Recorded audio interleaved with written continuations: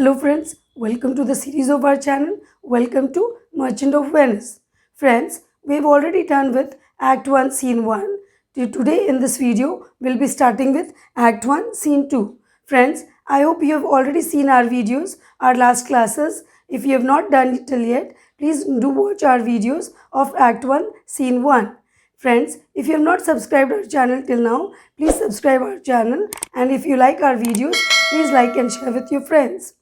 So moving on to Act 1 Scene 2. So we already know that it's a play, it's a drama. So this particular scene, that is Act 1 Scene 2, it opens in a room in Portia's house, and we see the entry of the two characters, that is Portia and Nerissa. Now before moving with the main scene, with the text of the scene, let me introduce you with the character named Nerissa, so that we already know about Portia, who Portia is. She is the heiress to the throne of Belmont. She is Princess of Belmont. Now let me introduce you with the character Nerissa, so that it will be easy for you to connect with the character. So coming to the character sketch of Nerissa, who Nerissa is and what is her role in the play. So coming to the character sketch of Nerissa, who Nerissa is and what is her role in the play. Nerissa is Portia's lady-in-waiting. She is a close confidant. She is a smart lady with a smart tongue and a true sense of humor. She admires her mistress. We later in the play will also see that she announces her love for Graciano. We also see that she feels distressed when Portia is troubled, and she is happy in Portia's happiness. We also see that Nerissa's talks shows worldly wisdom. She is a distinct personality in the play. We also see that she is efficient enough to bring out Portia from her melancholy and assures her that she will get true love. We also see that she plays her part well in the Comedy of the Rings.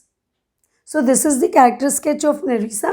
Now friends, it will be easy for you to connect with the character along with the text. So moving to the main text, friends.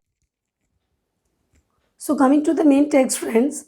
So we'll see that in this Act 1 Scene 2, we see that here we see that Portia is in the melancholy mood, and in the last scene we saw that Antonio was in the melancholy mood. In this scene we see that Nerissa is trying to console her console her mistress Portia, and in the last scene we saw that Antonio was consoled, or Antonio was given sweet words by his friends.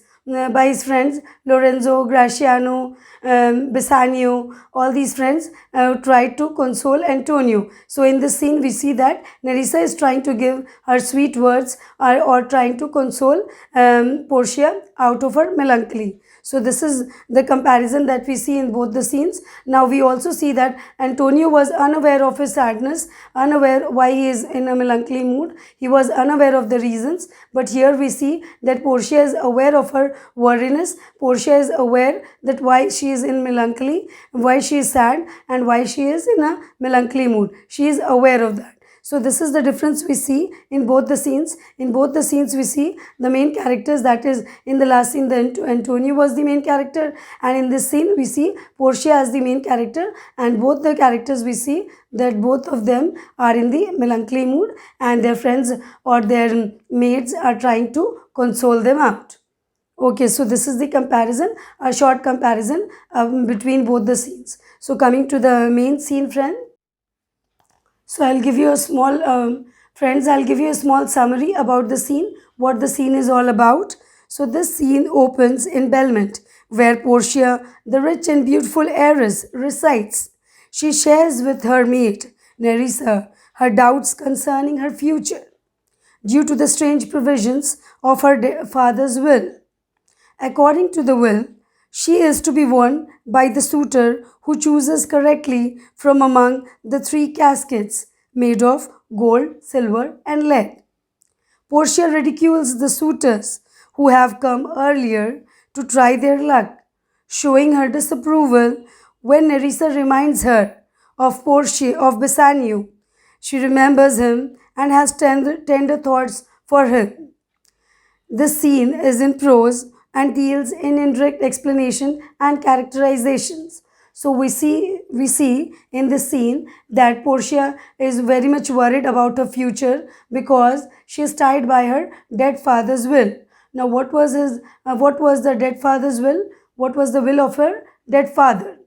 Her dead father has planned a will that whosoever chooses out of the three caskets that is made of gold, silver, and lead, in which the beautiful portrait of the beautiful Portia was kept, will be able to marry Portia. This was the will of her dead father.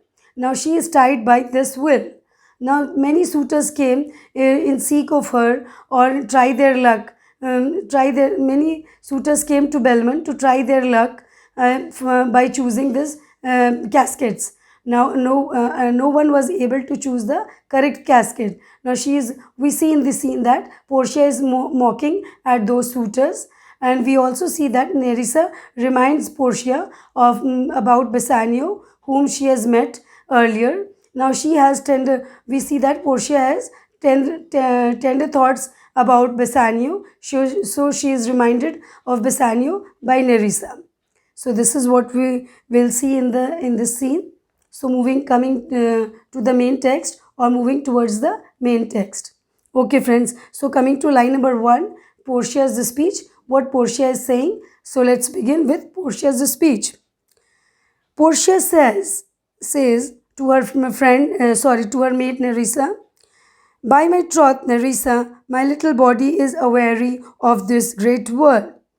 Means Portia means to say, by my truth, means truly Nerissa, this my little body, my body is aware or is very tired of this great world. This is what is said by Portia. Coming to Nerissa's speech in line number 2. You would be sweet, madam, if your miseries were in the same abundance as your good fortunes are, and yet, for aught I see, they are as sick that surfeit with too much as they that starve with nothing. It is no mean happiness, therefore, to be seated in the mean. Superfluity comes sooner by white hairs, but competency lives longer. So this is what is said by Nerissa. Coming to the meaning of Nerissa's speech. So Nerissa means to say, you would be, Portia, if your problems were in the same abundance as your good luck are, and yet for anything I see, they are as sick who are overfed with too much as they who have nothing.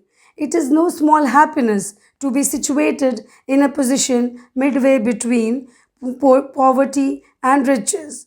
Those who have too much of anything will age sooner, but those who have just enough lives longer. So this is what is meant by Nerissa. Nerissa means to say that, madam, you have to be worried, means it's right that you are worried, or it is correct, or it is justified. Your worriness is justified because those who have too much are also worried, and those who have not much are also worried.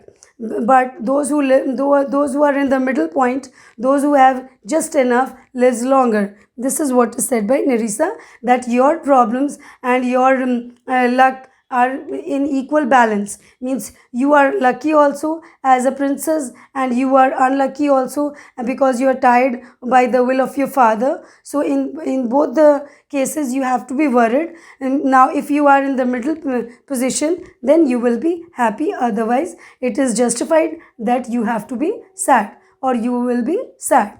This is what is said by Nerissa. Coming to the line number 11, Portia's speech. Coming to Portia's speech in line number 11, Portia says, good sentences and well pronounced. Now what Portia means to say? Portia says that good proverbs and well spoken. Portia is perhaps hinting or reflecting or referring at the legal use of sentences which are legally pronounced by judges. Means Portia means to say, Nerissa, that you have spoken good lines like the lines spoken by the judges in the court.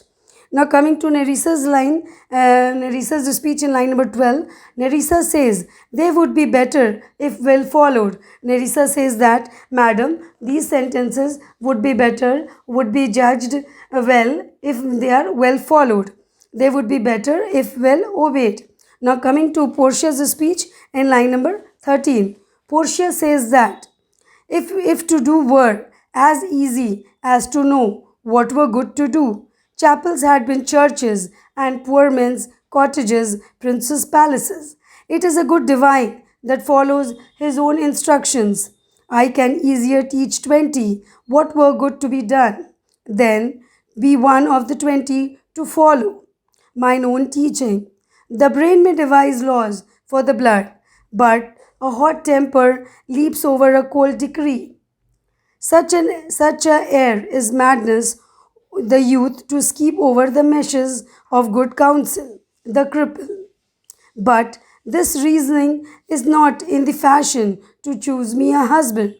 O me, the word choose. I may neither choose whom I would nor refuse whom I dislike. So is the will of a living daughter curbed by the will of a dead father. Is it not hard, Nerissa, that I cannot choose nor refuse none? So, friends, this is also a very important speech by Portia. That is Act 1, Scene 2, line number 14. This is a very important speech. So, please follow it carefully and go through the explanations also given by me more carefully. Friends, I assure you that you don't have to open your textbooks before giving your exams. You can just watch my videos and you can easily give your exams. Okay, friends. So, coming to the explanation of Portia's speech from line number 13.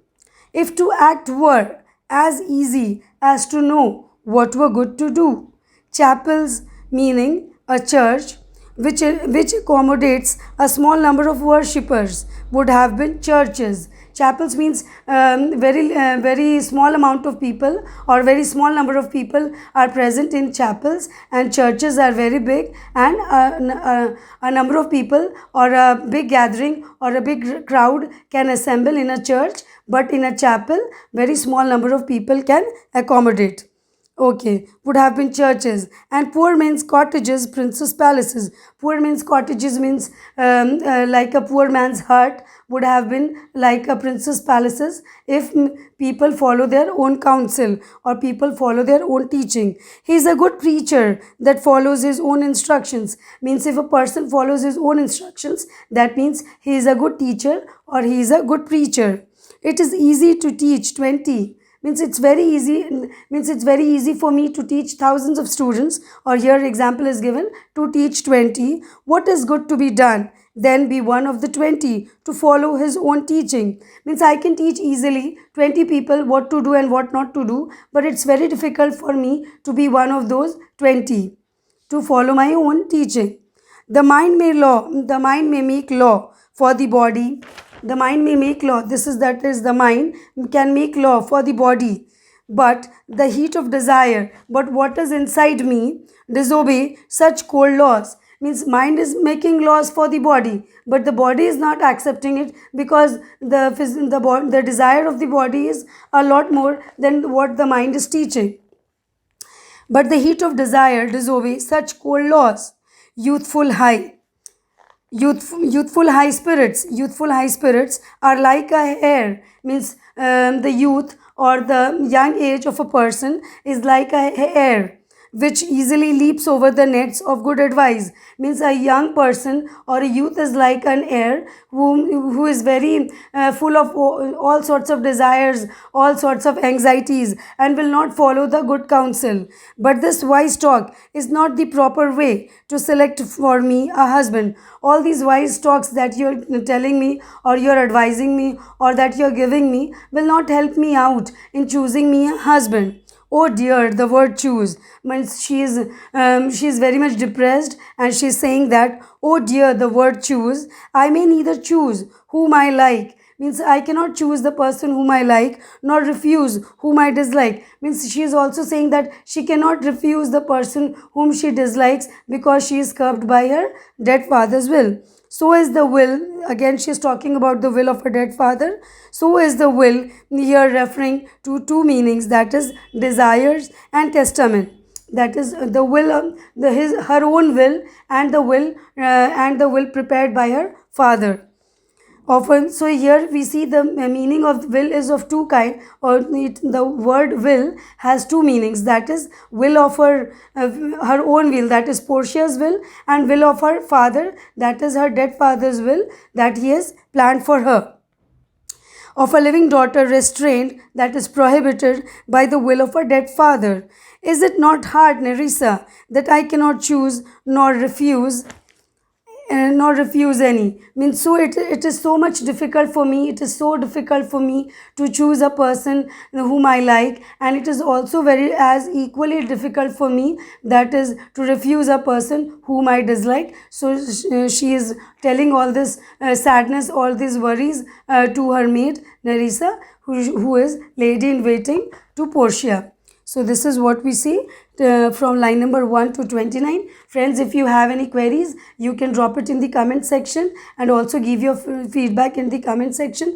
Once again I tell you that from line number 13 is very important. From line number from line number 13 to 29 is very important. It's a very important extract, and I assure you friends, if you do watch my videos, it will be easy for you to study during the exams, and you don't have to open your text. Thank you friends. If you do like our videos, please like and share with your friends, and also press the bell icon button, and also subscribe our channel. Thank you. Bye.